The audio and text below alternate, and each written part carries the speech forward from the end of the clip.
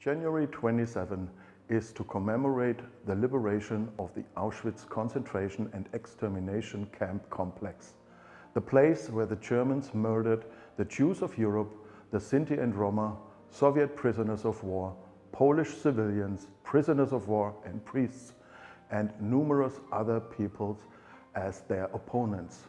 Remembering includes paying tribute to the suffering of all those who survived this daily horror.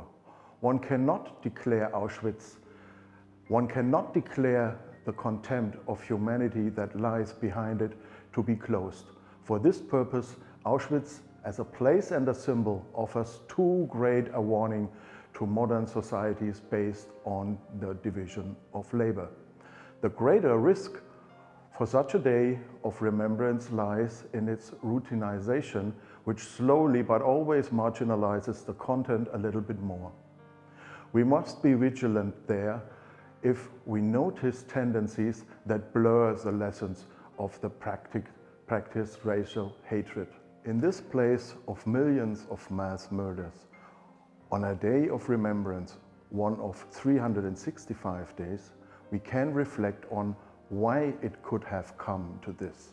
And one will discover that Auschwitz was only possible because socially already existing prejudices were elevated to racist and ethnically contemptuous hatred.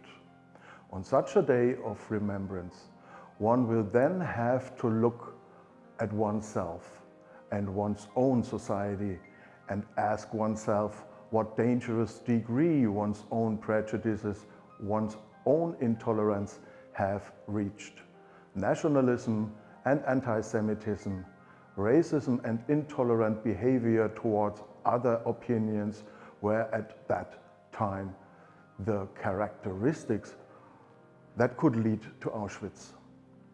To observe them closely in oneself and in one's own society, to confront them, that is the purpose of this Memorial Day, one single day out of 365.